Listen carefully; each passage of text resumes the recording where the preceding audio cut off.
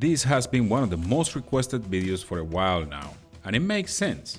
Defreezing steaks often means many hours of waiting, and nobody have time for that. So today I'm going to teach you the simplest way to cook a frozen steak.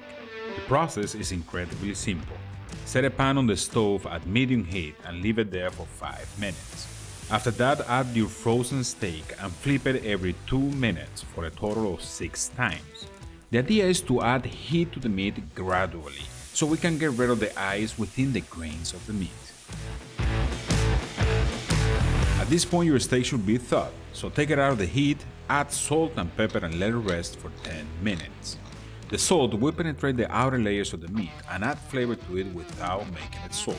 Set your stove to high and add 2 tablespoons of oil to it. Set the steak back in the pan and sear each side for 1 minute.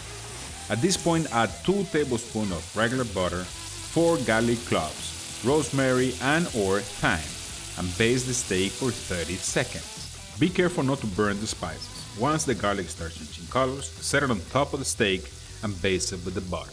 This will force the garlic to release more flavors right on top of the meat.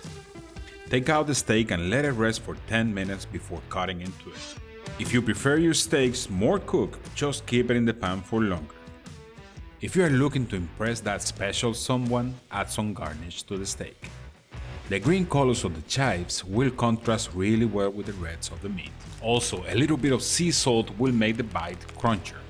And of course, lime should always accompany your meat, but allow the eater to add it at their own discretion.